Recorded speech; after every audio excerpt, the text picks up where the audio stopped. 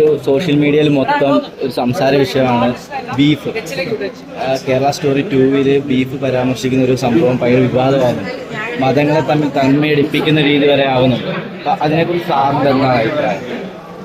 ഒന്നാമത് നിങ്ങൾ ഈ മതം എന്ന് പറയുന്ന സംസാരം തന്നെ ആദ്യം ഇതിവിടെ ആർക്കാണ് ഈ മതം കൊണ്ടുള്ള ഉപകാരം?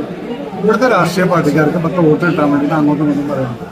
ഇതിൽ ബീഫ് കഴിക്കേണ്ടവൻ കഴിച്ചോട്ട്, കഴിക്കേണ്ടാത്തവൻ കഴിക്കണ്ട.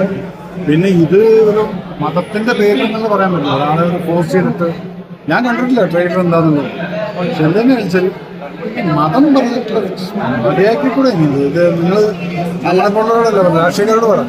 പക്ഷെ അതിൽ ആ ട്രെയിലറിൻ്റെ അകത്ത് പോലും ഒരു മുസ്ലിം വേഷം ധരിച്ച സ്ത്രീകൾ ഒരു പെൺകുട്ടിയെ കൊണ്ട് ബീഫ് നീ കഴിക്കുക എന്ന് പറഞ്ഞ് കുത്തിക്കരുന്ന. അപ്പോൾ ആ സിനിമയിൽ കാണിക്കുന്നത് മുസ്ലിം ആൾക്കാർ ഒരു ഹിന്ദു അല്ലെങ്കിൽ ക്രിസ്ത്യാനിയെ നിർബന്ധിച്ച് ബീഫ് കഴിപ്പിക്കുന്നത്. അതൊരു മതത്തെ വ്രണപ്പെടുത്തുന്ന ഒരു രീതിയാണല്ലോ. അതാണ് സാറൊരു ഡയറക്ടറാണ്, സാറിന് അതിനെക്കുറിച്ച് കൂടുതൽ അറിയാൻ പറ്റും. ഞാൻ അങ്ങനെയുള്ള കാര്യങ്ങളൊന്നും ചെയ്യും. ഒരാളെയും മിസ്ഗൈഡ് ചെയ്യില്ല. നിങ്ങൾക്ക് ഓപ്പറേഷൻ സിന്ദൂർ എന്നുള്ള പടം നടന്ന ഒരു ന്യൂസ് ചാനലിൽ കൊടുത്തൊരു സ്റ്റേറ്റ്മെൻ്റ് ഉണ്ട്. ഇവിടെ വന്ന് മതം ചോദിച്ചുകൊണ്ട് കൊന്നിരിക്കുന്നു. അത് പാകിസ്ഥാനിലോ അല്ല മുസ്ലിംസ് ഇവിടെ വന്നിട്ട് ഹിന്ദുക്കളെ കൊന്നതല്ല. ഇവിടെയുള്ള ഹിന്ദുവിനെയും മുസ്ലിമിനെയും അടുപ്പിക്കാൻ വേണ്ടിയിട്ട് ചെയ്തൊരു പണി. അത് ചെയ്യുന്നത് പാകിസ്ഥാനിൽ വന്നിട്ട് ചെയ്താലും ശരി, ഇവിടെ വന്ന് ചെയ്താലും ശരി. കാരണം ഞാൻ എപ്പോഴും നിന്ദിക്കും.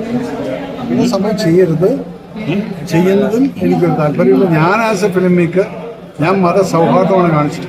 അത് പിക്കറ്റ് ഫോർട്ടിലേക്ക് അടക്കുമ്പോൾ ഇന്ത്യ പാകിസ്ഥാൻ സുഹൃബന്ധമാണ് ഞാൻ കാണിച്ചത്. അങ്ങനെയൊരു വ്യക്തിയോട് ഇത് ചോദിച്ചു കഴിഞ്ഞാൽ എനിക്കിതൊക്കെ പുച്ഛമാണ്. I will not.